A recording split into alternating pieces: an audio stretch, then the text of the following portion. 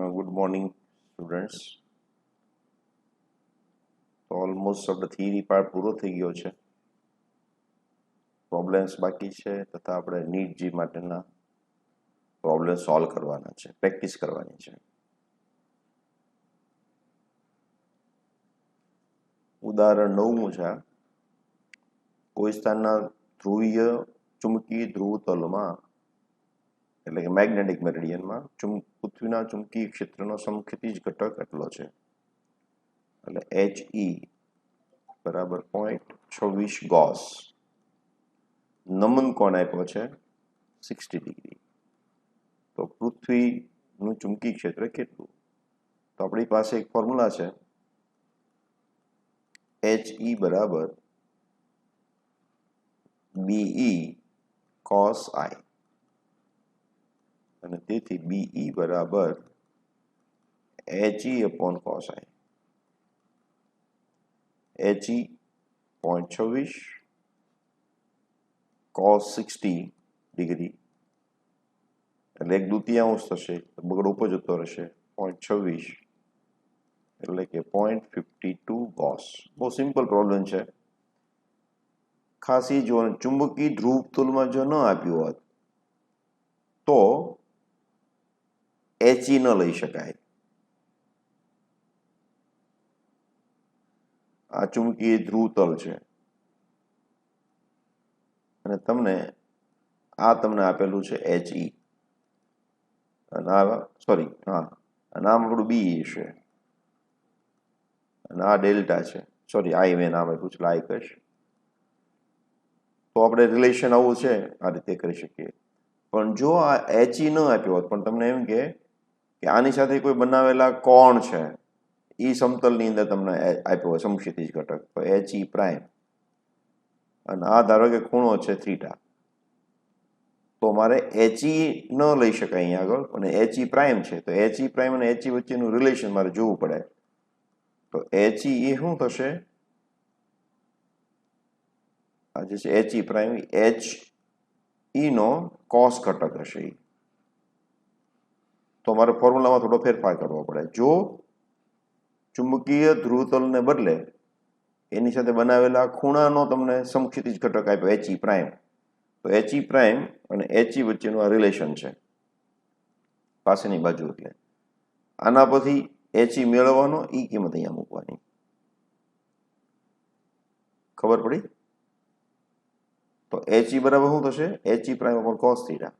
Theta તમને આપેલો છે તો આ ખાસ કેર લેવાની થાય એમાં. તો ફોર્મ્યુલા આવી બની જશે HE prime upon cos theta is equal two BE cos I. તો મારે આ ફોર્મ્યુલા વાપરવી પડે. જો મેગ્નેટિક મેરિડિયનની જગ્યાએ બીજું તલ આપ્યું હોત થીટા જેટલું ખૂણે હોય તો મારે આ ફોર્મ્યુલા વાપરવી પડે. થઈ ગયેલું છે. ફેરોમેગ્નેટિક આયરનમાં એક ડોમેઇન સમઘન આકારનું છે જેની બાજુઓ 1 માઇક્રોમીટર લંબાઈની છે. આ ડોમેઇનમાં રહેલા આયર્ન પરમાણુઓની સંખ્યા, ડોમેઇનની મહત્તમ શક્ય એવી ડાયપોલ મોમેન્ટ અને ડોમેઇનનું મેગ્નેટાઇઝેશન શોધો. તો હું એક સમઘન બનાવી નાખું છું. આમાં કેટલા ડોમેઇન છે આયન છે મને ખબર નથી, તો હું ગણતરી કરી નાખું. કઈ રીતે ગણતરી કરી શકાશે? જો આના કદની મને ખબર હોય પછી એની બધી ઘનતાની ખબર હોય તો ઘનતા ઉપરથી આપણે એનું દળ મળી જશે અને દળ ઉપરથી આપણે ઉપયોગ કરી શકીએ એવોગાડ્રો સંખ્યાનો. તો કદ કેટલું થાય? L3 એટલે કે 1 માઇક્રોમીટર એટલે 10⁻⁻⁶ નો ઘન એટલે કે 10⁻⁻18 મીટર ક્યુબ તમને આપેલું છે કદ બરાબર. હવે દળ બરાબર શું થાય? તો કે ઘનતા અને કદનો ગુણાકાર. તો 10⁻⁸ અને તમને ઘનતા આપેલી હોવી જોઈએ મીટર ક્યુબમાં છે. અહીંયા ઘનતા તમને આપી ગ્રામમાં આપી છે સેન્ટીમીટરમાં, તો મને ફેરફાર કરી નાખું 10⁻⁸. તો 7.9 અથવા આને જ ફેરફાર કરી નાખો. આ મીટર ક્યુબમાં છે ને, તો આને હું સેન્ટીમીટર ક્યુબમાં કેટલું થશે? -12 સેન્ટીમીટર ક્યુબ થશે, કારણ કે ઇઝી પડશે. 10⁻⁻12 7.9 આ છે મીટર, કિલોગ્રામ પર સેન્ટીમીટર ક્યુબમાં ગ્રામમાં જવાબ આવશે. તો આવશે 7.9 ઇન્ટુ 10⁻12 ગ્રામ. ઓકે, આ એવું દળ. હવે આમાં કેટલા આયનો છે મારે ગણવા હોય, તો જો આટલું દળ લીધું હોત, કેવું એટલું 55 ગ્રામ, તો આટલા હોય, સોરી એવોગાડ્રો જેટલા હોય, તો આટલામાં કેટલા? કાંઈ એક મોલ છે, તો આપણે ગણતરી કરીએ કે આપેલા સમઘનમાં રહેલા પરમાણુની સંખ્યા n નું કહી દો એને, તો એ કેટલી થશે? તો એ ત્રિરાશી માંડવાની હોય કે જો m0 ગ્રામ હોય તો Na, તો m ગ્રામ માટે કેટલું? તો આપણું બનશે m/Na/n0, અને આ તમે વાયુના ગતિવાદમાં ભણી ગયા હો. તો 7.9 into 10⁻12 upon 6.02 into 10⁻23 divided by m0. તમને પરમાણુ ભાર આપેલો છે 55 ગ્રામ, તો આટલા પણ સંખ્યા આવશે. અને એનું તમે સાદુરૂપ આપો તો કેટલું થાય છે એ તમારે, તો આ આવે છે 8.65 ગુણ્યા 10⁻10. એટલા આયરનના પરમાણુ આમાં રહેલા હશે. ઓકે, આ 1 માઇક્રોની સાઈઝના છે બધા. હવે આપણે ગણવાનું છે એની ડાયપોલ મોમેન્ટ એટલી છે. તો ડાયપોલ મોમેન્ટ અને ડોમેનનું મેગ્નેટાઇઝેશન શોધો. મહત્તમ ડાયપોલ મોમેન્ટ કેટલી છે? તો બધા પરમાણુ એક બાજુ ગોઠવાઈ ગયા હોય તો મહત્તમ તમને એની ડાયપોલ મોમેન્ટ મળે. તો એકની આપેલી છે, તો બધાની કેટલી થાય? તો કે સમઘનની મહત્તમ ડાયપોલ મોમેન્ટ એ થશે n ગુણ્યા દરેક એટમની. તો એ થશે 8.65 into 10⁻10 ગુણ્યા એટમની કેટલી આપી છે? તો આપી છે 9.27 ગુણ્યા 10⁻14. 9.27 ગુણ્યા 10⁻24, સોરી 9.27 ગુણ્યા 10⁻24. આના મુજબ આવશે એ હું ગણતરી કરી રાખું. એ આવશે 8 ગુણ્યા 10⁻−13, અને એનો એકમ થશે એમ્પિયર ઇન્ટુ મીટર સ્ક્વેર. અને હવે મેગ્નેટાઇઝેશન તો એ શું હોય? આ જે એમ ટોટલ આવ્યું એ ડિવાઈડ બાય વોલ્યુમ, કદ. ઓકે, 8 ઇન્ટુ 10⁻13 ડિવાઈડ બાય કદ કેટલું હતું? 10⁻12 હતું ને, તો એ થશે 8 ઇન્ટુ 10⁻1 એટલે કે 0.8. હવે મારે આને મારે ફેરવવો પડશે. કેમાં? કે એસએ પદ્ધતિ મારે વાપરવી પડે. આ કેમાં છે? સેન્ટીમીટરમાં છે, એટલે અહીંયા મેં મિસ્ટેક કર્યું, કહેવાય 18 કરવા પડશે. 18 ઉપર જશે એટલે શું થઈ જશે? પ્લસ થઈ જશે, એટલે 5. એટલે આવશે 8 ગુણ્યા 10⁻5 એમ્પિયર પર મીટર. આ તમારો જવાબ આવશે. મેગ્નેટિક મેરિડિયનને સમાંતર ઉર્ધ્વ સમતલમાં મુક્ત ભ્રમણ કરી શકે એવી ચુંબકી સોયની અણી સમચિતિ સાથે 42નો ખૂણો બનાવે છે. એટલે આને કહેવાય આઈ, 22 ડિગ્રી. આ મેગ્નેટિક મેરિડિયનને સમાંતર એટલે આવી રીતે સોય બનાવે છે, એટલે આ આઈ કહેવાય. આ સ્થળે પૃથ્વીનું ચુંબકીય ક્ષેત્રનો સમક્ષિતિજ ઘટક આપ્યો છે, એટલે આને કહેવાય HE. HE આપ્યો છે, એટલે મેં હમણાં દાખલો જે કર્યો ને એવો જ થઈ ગયો. આ 0.35 તો પૃથ્વીનું ચુંબકીય ક્ષેત્ર શોધો. તો BE કેટલું? તો ફોર્મ્યુલા છે આપણી જે આગળ આપી મુજબ, HE બરાબર BE cos I, અને તેથી BE બરાબર HE upon cos I.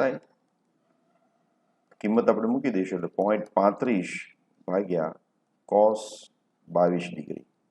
22 ડિગ્રીની વેલ્યુ તમારે મૂકવાની થાય અને પછી તમારે જવાબ લાવવાનો થાય. એ તમારી પર છોડી દઉં છું કે ગણી કાઢજો. ઓકે. આફ્રિકામાં કોઈ સ્થળે ચુંબકીય કંપાસ ભૌગોલિક ઉત્તરથી, એટલે આ ધારો કે હું એમ કહું આફ્રિકા છે, અહીંયા નોર્થ છે, અહીંયા સાઉથ છે, બરાબર. ચુંબકીય કંપાસ 12 ડિગ્રી પશ્ચિમ દિશા તરફ દર્શાવે છે, એટલે આ સાઈડમાં આ 12 ડિગ્રી છે, આ વેસ્ટ સાઈડ થાય, આ ઈસ્ટ સાઈડ થાય છે. તો આ 12 ડિગ્રીને શું કહેવાય? તો અહીં 12 ડિગ્રી એ ડેક્લિનેશન છે. ડેક્લિનેશન કહેવાય, બરાબર. અને ઉત્તર ધ્રુવની અણીને મેગ્નેટિક મટીરિયલમાં સમતલમાં રાખી સમચી 60 નો ખૂણો બનાવે છે. હવે આ જે છે અહીંયા મેં સમતલા બનાવેલું છે, એટલે ઊભું સમતલ થયું અને એ 100 મારી નીચે નમી જાય છે. તો આ જે ખૂણો છે ડીપ કહેવાય અને ડીપ એંગલ બરાબર 60 ડિગ્રી છે. અને સમક્ષિતિજ ઘટક તમને આપેલો છે HE બરાબર 0.16 ગોસ. તો આ સ્થળે પૃથ્વીના ક્ષેત્રની દિશા અને મૂલ્ય દર્શાવો. તો બી મારે શોધવાનું છે, જેમ આગળ હતું એમ જ તે. તો કે BE cos I બરાબર HE. તો બી એના પરથી શોધી કાઢવાનું. કરી શકશો એ તમારી પર છોડી દઉં છું. એક નાના ગજિયા ચુંબકની મેગ્નેટિક મોમેન્ટ 0.48 જૂલ પર ટેસ્લા છે. એટલે કે મેગ્નેટિક મોમેન્ટ ચુંબકીય ચાક માત્રા m બરાબર 0.48 જૂલ પર ટેસ્લા, તો એમ્પિયર ઇન્ટુ મીટર સ્ક્વેર. ચુંબકના કેન્દ્રથી 10 સેન્ટીમીટર અંતરે, એટલે ડિસ્ટન્સ મારે લેવાનું છે 10 સેન્ટીમીટર, એટલે કે 0.1 મીટર.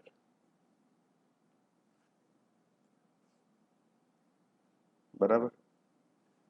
તો એ ચુંબકની અક્ષ પર અને તેની વિષુવવૃત્ત રેખા પર ચુંબક વડે ઉત્પન્ન થયેલા ચુંબકીય ક્ષેત્રની દિશા અને મૂલ્ય શોધો.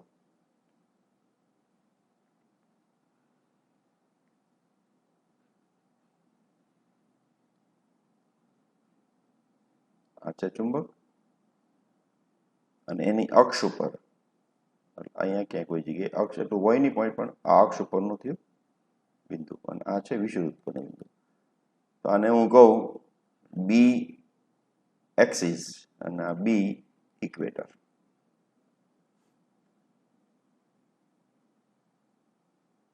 તો બી એની ફોર્મ્યુલા શું છે? તો કે μ0/4π 2m upon dq.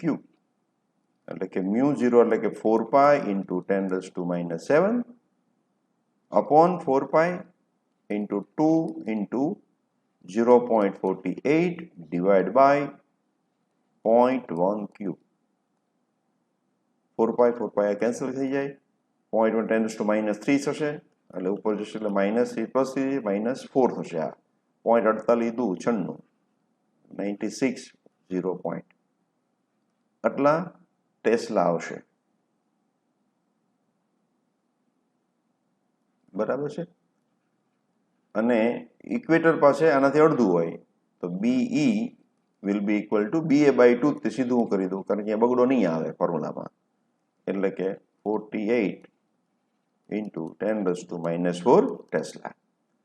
અહીંયા જો નોર્થ હોય ને અહીંયા સાઉથ હોય તો અહીંયા જે દિશા હોય છે એ આવી રીતે દિશા હશે. આ મેગ્નેટિક મોમેન્ટની દિશા છે, તો એની દિશામાં જ આ હશે અહીંયા, અને અહીંયા ઊંધી દિશામાં હશે. આ BE અહીંયા નીચે તરફ હશે, કારણ કે ઋણ નિશાની આવે, અને અહીંયા ધન નિશાની આવશે, એટલે આવશે. ઓકે.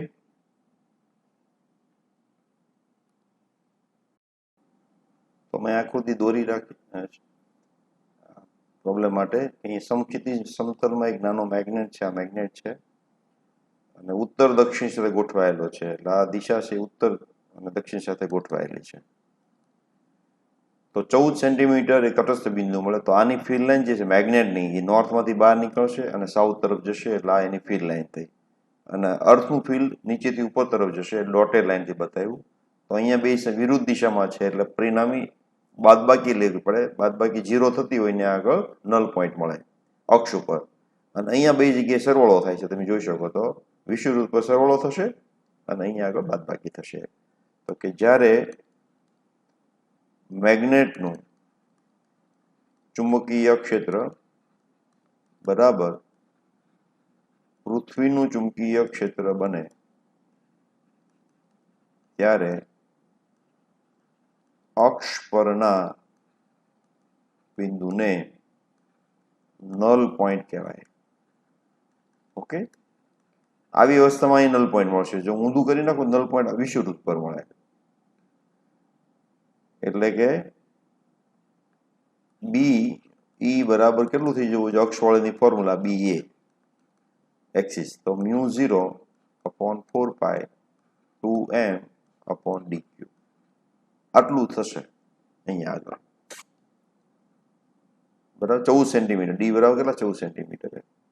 હવે અહીંયા એમ ગણવાનું કીધું નથી, નહીંતર એમની તમે કિંમત શોધી શકો. બી એ બરાબર 0.36 ગોસને ટેસ્લામાં ફેરવીને તમે એમ શોધી શકો. અહીંયા નથી કીધું એટલે આપણે નહીં કરીએ. અને આટલું ફીલ અહીંયા થાય. હવે આટલું અહીંયા કેટલું થશે? તો કે વિષુવવૃત્ત પર અહીંયા લંબ દ્વિભાજક છે,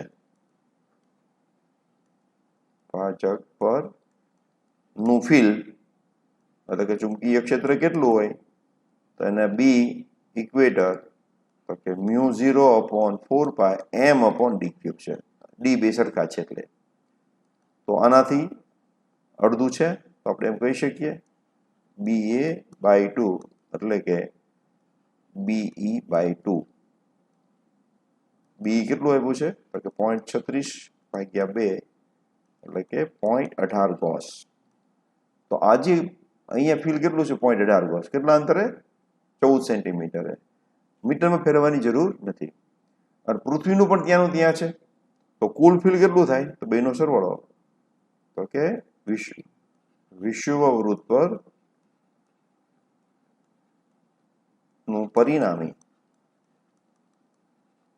ચુંબકીય ક્ષેત્ર બરાબર BE ઇક્વેટરનું અને બી કોનું? અર્થનું. તો એ 0.18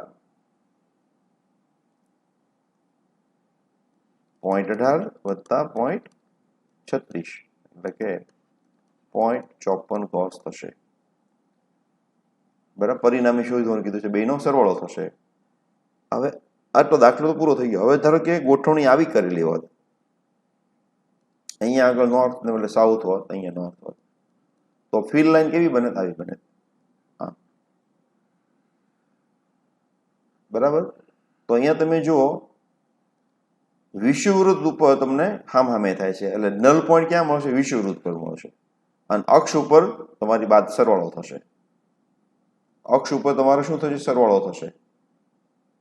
એટલે બી કેરફુલ કે મેગ્નેટની પોઝિશન ઉપર આધાર રાખે કે વિષુવવૃત્ત ઉપર તમને નલ પોઈન્ટ મળવાનું છે કે પછી એક્સિસ ઉપર મળવાનું છે. આ ક્યારે કે જ્યારે મેગ્નેટને આપણે આ રીતે રાખ્યું હોય ત્યારે. પણ જો મેગ્નેટનું આ રીતે રાખું તો પછી થોડું મારે અલગ ગણતરી કરવી પડશે. એનું મેગ્નેટિક ફીલ્ડ લાઈન આવી રીતે થાય, આમ આવી રીતે, આવી રીતે. બરાબર છે. અને અર્થનું ફીલ્ડ આમ છે. તો હવે મને એ ગણતરી કરવાની કે કોઈ બિંદુએ, તો એક ફીલ્ડ મારું સમક્ષિતિજ છે, બીજું છે મારું ઉર્ધ્વ છે. તો મારે પરિણામી કઈ રીતે શોધાય? તો કે અર્થનું ફીલ્ડનું સ્ક્વેર વત્તા મેગ્નેટના ફીલ્ડનું સ્ક્વેર, અને એનું સ્ક્વેર રૂટ કાઢું, એ આપણે આ બિંદુએ મેગ્નેટિક ફીલ્ડમાં હશે. તમે સમજી શકતા છો હું કહેવા માંગુ છે. તો અત્યારે આ રીતે થશે. જો ફેરફાર કરું તો વિષુવવૃત્ત ઉપર તમને નલ પોઈન્ટ મળશે અને અક્ષ ઉપર તમારો સરવાળો થશે. તો એવો દાખલો પણ બનાવી શકાય કે નલ પોઈન્ટ ઉપરથી પહેલા મારે એમ શોધવાનું અને આ એમનો ઉપયોગ કરીને અહીંનું ફીલ્ડ શોધવાનું, એવું પૂછી શકાય. Okay, next. જો સ્વાધ્યાય 5.13 ગજિયા ચુંબકને 180 ડિગ્રી ઘુમાવવામાં આવે તો નવા તટસ્થ બિંદુ ક્યાં મળશે? તો સીધી વાત થઈ ગઈ કે આગળનો દાખલો મેં કીધું ઈ જ તે થયો કે મેં અહીંયા આગળ દોરીને બતાવ્યું તમને કે હવે મારે નીચે શું લેવાનું છે, તો નીચે મારે સાઉથ લેવાનો છે. તો અહીંયા આગળ સાઉથ છે, અહીંયા આગળ નોર્થ છે. તટસ્થ બિંદુ મને અહીંયા મળશે. આ કેટલું છે? 0.36 ગોસ મારે જોઈએ છે. બરાબર છે? કેટલું જોઈએ છે? 0.36 ગોસ. અને એ બિંદુ ક્યાં છે? વિષુવવૃત્ત ઉપર. તો અહીંયા આગળ 14 સેન્ટીમીટરે કેટલું ફીલ હતું? 0.36. 14 સેન્ટીમીટરે કેટલું ફીલ હતું? 0.36. તો આપણે એવું લખીએ કે મેગ્નેટના અક્ષ પર ડી બરાબર 14 સેન્ટીમીટર અંતરે ચુંબકીય ક્ષેત્ર બરાબર 0.36 ગોસ છે. બરાબર. હવે વિષુવવૃત્ત પર ચુંબકીય ક્ષેત્ર BE બરાબર μ0/4π m/d/e ક્યુબ કહી દઉં. હવે આટલું મારે જોઈએ છે. કેટલું જોઈએ છે? હવે 0.36 ગોસ જ જોઈએ છે. ઓકે, 0.36 ગોસમાં હું રાખું છું. અને એના બરાબર કેટલું હતું? તો કે μ0/4π 2m/d એક્સિસ નો ક્યુબ. આ ડી એક્સિસ છે. આટલું જ્યારે કરી ત્યારે 0.36 મળતું. તો 0.36 તમારે આ અંતર કેટલું હોવું જોઈએ? તો તમે જો આ બે કેન્સલ થઈ જશે, એમ એ કેન્સલ થઈ જશે. બરાબર છે? તો મારું DE ક્યુબ કેટલું આવશે?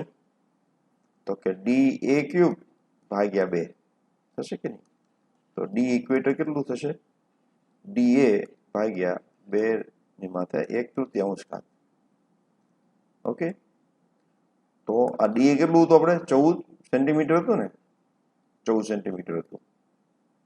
14 સેન્ટીમીટર. તો જો મારું સેન્ટીમીટરમાં જ આવશે તો કે 14 ભાગ્યા આની કિંમત કાઢશો ને તો 1.26 જેવું કંઈક આવશે. તો જે તમારો જવાબ આવશે એ તમારે લખી લેવાનો થાય. અને એ આવે છે 11.1 સેન્ટીમીટર. સમજમાં આવ્યું? ફરી વાર તમને કહું કે આ દાખલો બહુ સારો દાખલો છે કે જ્યારે મેં મેગ્નેટ અહીંયા સાઉથ ને અહીંયા નોર્થ રાખ્યું હતું તો નલ અહીંયા મળતું હતું. એટલે 14 સેન્ટીમીટર ફીલ કેટલું મળતું હતું મને? 0.36 ગોસ. હવે મારે 0.36 જ જોઈએ છે. મેં ફીલ મેગ્નેટ બદલી નાખ્યું, પણ હવે ફીલ મારે જોઈએ છે વિષુવવૃત્ત ઉપર. વિષુવવૃત્તની ફોર્મ્યુલા લગાવી. એટલે અહીંયા પણ 0.36, આના માટે 0.36 જોઈએ છે, પણ અંતર બીજું આવશે હવે, કારણ કે બે મેગ્નેટ તો એનું છે, મેગ્નેટિક મોમેન્ટ બદલાવાની નથી.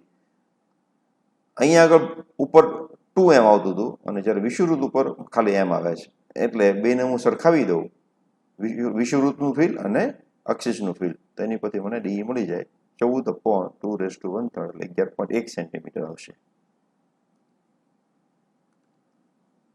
5.25 × 10⁻² મેગ્નેટિક મોમેન્ટ ધરાવતા નાના ગુજિયા ચુંબકને તેની અક્ષ પૃથ્વીના ચુંબકીય ક્ષેત્રની દિશાને લંબ રહે તે રીતે રાખવામાં. એટલે આ મેગ્નેટને આપણે ઊભું રાખી દીધું છે અને ચુંબકીય ક્ષેત્ર આ બ્લુ કલરની છે, અર્થનું મેગ્નેટિક ફિલ્ડ છે, BE છે અર્થ. અને મેગ્નેટનું મેગ્નેટિક ફિલ્ડ રેડથી બતાવ્યું છે. એટલે આ મેગ્નેટ આમ મૂક્યું છે તો ફિલ્ડ આમ હશે. આવી રીતે આ અર્થનું ફિલ્ડ છે. તો અહીંયા તમે જો મેગ્નેટનું નીચે તરફ છે અને અર્થનું આમ છે. જ્યારે બે ફિલ્ડ સરખા થશે, અર્થનું અને મેગ્નેટનું, તો પરિણામી એનો ક્યાં આગળ 45 ખૂણે આવે. બરાબર. એવી જ રીતે અહીંયા આગળ અક્ષ ઉપર મેગ્નેટિક અર્થનું આમ છે અને મેગ્નેટનું ઉપર તરફ છે. એ જ્યારે બે સરખા થઈ જાય ત્યારે અહીંયા શું આવે? ખૂણો 45 બનશે. એટલે ટૂંકમાં અક્ષ ઉપર કેટલા અંતરે મેગ્નેટિક ફિલ્ડ કેટલું બને? 0.42. એ મારે શોધવાનું. ત્યાં આગળ ઓટોમેટિકલી પરિણામી ફિલ્ડ 45 ખૂણો બનાવશે. એવી રીતે વિષુવવૃત્ત ઉપર મને ક્યાં આગળ બનશે એ શોધી કાઢવાનું.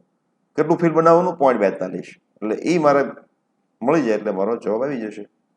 તો પહેલા હું લંબ દ્વિભાજકની વાત કરું. તો એ માટે જ્યારે ચુંબકનું ચુંબકીય ક્ષેત્ર લંબ દ્વિભાજક પર 0.42 ગોસ બને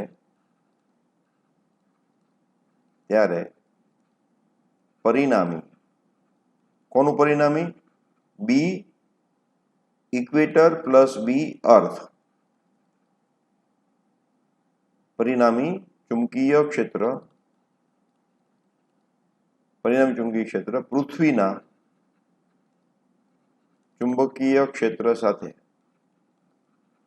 45 ડિગ્રીનો ખૂણો બનાવે બરાબર આપણે શોધવાનું છે 0.42 ગોતી કાઢીએ આપણે તો કે B E is equal to mu 0 upon 4 pi M upon D Q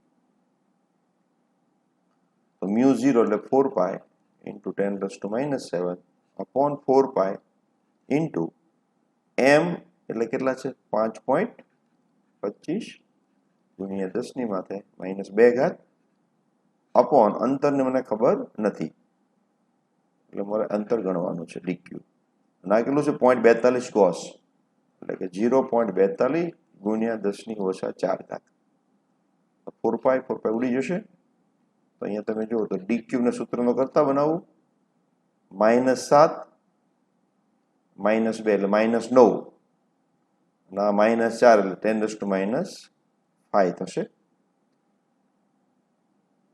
5.25 divide by 0.42 તો આનું મારે સાદુરૂપ આપવાનું થાય કેટલું થાય છે જોઈ લઈએ તો મેં ગણતરી કરી છે કે આને હું ડિવાઈડ કરું 12.5 આવશે 10⁻⁵ બરાબર અને -5 ને -6 માં કરું કે મારે ક્યુબ રૂટ કાઢવાનો છે તો આ થશે 125 આ નાનું બનાવ્યું મોટું બનાવ્યું આનો ક્યુબ રૂટ કાઢી એટલે 5 અને આ 10⁻² એટલે 0.05 મીટર જવાબ આવશે આ કયું અંતર આવ્યું અક્ષિસ ઉપરનું એટલે હું એ કહી દઉં છું બરાબર સોરી ઇક્વેટરનું છે ઈ નામ આપી દઉં છું હવે આવું નવું ક્યાં બને છે એક્સિસ ઉપર બને છે તો આટલું ફીલ જોઈએ છે મારે અહીંયા આગળ તો અહીંયા તો ડબલ ફીલ હોય છે ને એટલે મારે શું કરવું પડશે જે મારું અંતર આવશે એ થોડું ઓછું આવશે તો એને આપણે ગણતરી કરીએ બી માટે તો અક્ષ માટે જ્યારે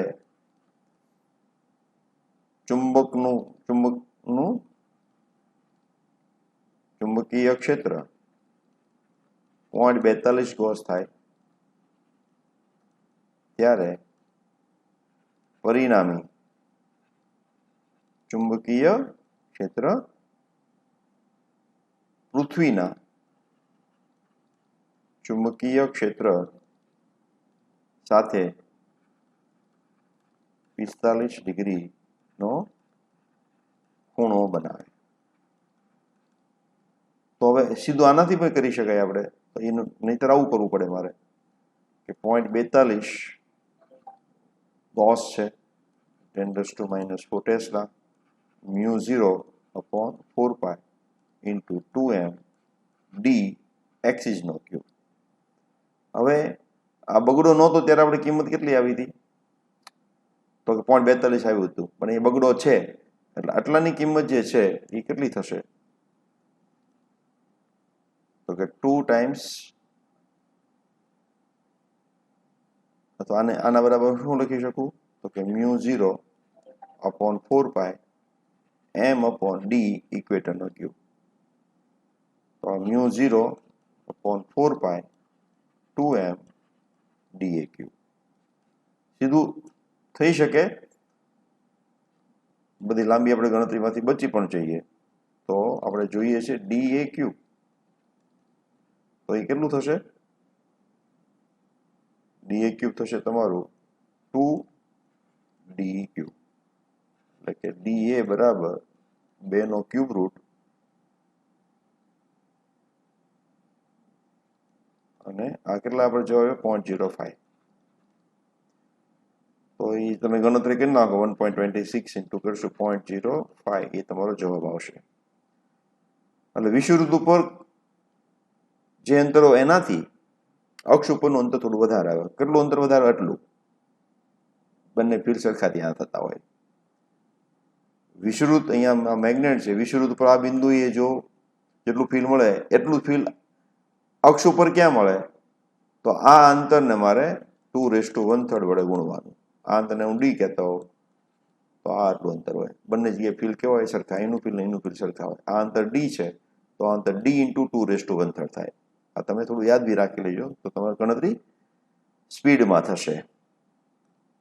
બરાબર. આનો જવાબ જે આવે તે, એનો જવાબ આવે છે 0.063 મીટર, એટલે કે 6.3 સેન્ટીમીટર. અહીંયા આગળ 5 સેન્ટીમીટર આવશે.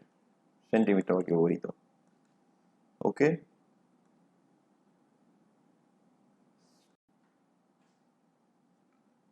એમ્પિયર મીટર ધ્રુવમાન વાળો એક ચુંબકીય ધ્રુવ, એટલે કે મેગ્નેટિક પોલ સ્ટ્રેન્થ તમને આપેલી છે 100 એમ્પિયર મીટર. 20 સેન્ટીમીટર દૂર છે. એ ગજ્યો ચુંબકી 20 સેન્ટીમીટર દૂર રહેલો છે. ગજ્યો ચુંબક 20 સેન્ટીમીટર એટલે કે 0.2 મીટર 200 એમ્પિયરનું ધ્રુવમાન ધરાવે છે. એટલે કે ધ્રુવમાન, આને 1 કહો છો અને 2 કહેવું પડશે, કારણ કે બે ધ્રુવમાન ભેગા થઈ ગયા. 200 એમ્પિયર મીટર. તેની લંબાઈ આપી છે 5 સેન્ટીમીટર. એને આપણે 2L કહીશું. લંબાઈને આપણે ડબલ કહીએ છીએ. એટલે જો આ ચુંબકીય ધ્રુવ ગજિયા ચુંબકની અક્ષ પર હોત તો ચુંબકીય ધ્રુવ પર લાગતું બળ, એટલે આ આપણું મેગ્નેટ છે અક્ષ ઉપર. અહીંયા આગળ તમારું ધ્રુવમાન છે. કોણ છે? પહેલું M1. અને આ તમારું મેગ્નેટ છે અને એનું ધ્રુવમાન કેટલું છે? M2. લંબાઈ કેટલી છે? 2L. તો બળ આપણે ગણવાનું છે. અહીંયા M2 છે, અહીંયા પણ M2 હોય. બરાબર. અને આપણે અહીંયા આગળ બળ ગણવું છે. તો બળ ધ્રુવ પર લાગતું બળ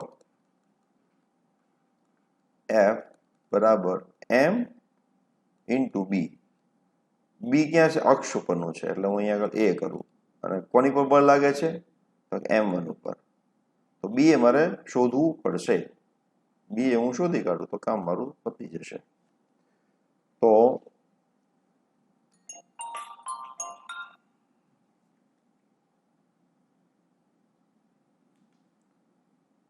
એ મારે ગણવું પડશે. તો બી એ અહીં બી એ બરાબર શું થશે? અક્ષ ઉપર એટલે μ0/4π ઇન્ટુ 2m/d3. અને હું મોટું અંતર લઈ લઉં 20 સેન્ટીમીટર 5ના પ્રમાણમાં. ખરેખર ચાલશે. એટલે આમ તો 2.5 લેવું પડે, નહીતર મારે એક્ઝેક્ટ સૂત્ર જે છે એમાં આ લેન્થને ગણતરીમાં લેવાની હોય છે, પણ અંતર ઘણું મોટું છે એટલે લેન્થને ગણતરીમાં લેવાની જરૂર નથી. હવે એમ એટલે શું છે? Magnetic moment. તો કે 2Lm. એમ કોનું? તો બીજાનું. તો કે 2L એટલે કેટલા? 5 સેન્ટીમીટર. એટલે 5 × 10⁻². M2 એટલે 200. તો આ કેટલા થશે? 2 દુ 2 પંચા 10 એટલે કે 1000 ઇન્ટુ 10⁻². એટલે આ કેટલા થયા? 10. મેગ્નેટિક મોમેન્ટ કેમાં આવશે? તો એમ્પિયર ઇન્ટુ મીટર સ્ક્વેર. આ કિંમત અહીંયા મૂકી દઈશું બીમાં. બી એ ની ગણતરી કરતા. તો બી એ એક્સિસ ઉપરનું ફિલ્ડ μ0 એટલે 4π ઇન્ટુ 10⁻⁷/4π ઇન્ટુ 2 ઇન્ટુ m એટલે કે 10 ભાગ્યા d3. ડી કેટલું છે? 0.2 એટલે કે 0.2 ઘન. અને હવે ધ્રુવ પર લાગતું બળ F બરાબર M BA M કયો પહેલો M1 કેટલું હતું તો કે 100 તો 100 ગુણ્યા આ 4 ઉડી જશે તો 2 into 10 એટલે 20 into 10 raised to minus 7 upon 0.2 into એનો ક્યુબ બરાબર છે તો આને આપણે સાદુરૂપ આપીએ તો આ 3 મીંડા એટલે 2 થઈ જશે 10 ની માથે ઓછા 4 થઈ જશે એટલે 0.2 into 0.2 into 0.2 એટલે આપણે કરશું 8 into 10 raised to minus 3 તો આ થશે માઇનસ ઉપર જશે એટલે પ્લસ 3 તો આ થશે 1/4 ગુણ્યા 10 ની માથે ઓછા 1 આ કેટલા થશે 0.25 into 10 raised to minus 1 એટલે આવશે 2.5 into 10 raised to minus 2 newton આટલું બળ લાગશે તો એકનું ધ્રુવમાન છે અને બીજાનું ફિલ્ડ છે બરાબર છે સમજી લીધું બરાબર અને આજનો દાખલો આપણે આપ્યા બે નાના સમાન ગજિયા ચુંબકોની magnetic dipole moment 2.0 ampere metre square છે તેમને એક સમતલમાં એ રીતે મૂકવામાં આવ્યા છે કે જેથી તેમની અક્ષ એકબીજાને લંબ રહે આપો એક ચુંબકની અક્ષમાંથી પસાર થતી આ રેખા બીજા ચુંબકના કેન્દ્રમાંથી પસાર થાય છે જો બંને ચુંબકોના કેન્દ્ર વચ્ચેનું અંતર 4 મીટર હોય તો તેમના કેન્દ્રોને જોડતી રેખાના મધ્ય બિંદુ પર ચુંબકી ક્ષેત્ર શોધો આ તમારું આજનો પ્રશ્ન ઓકે થેન્ક યુ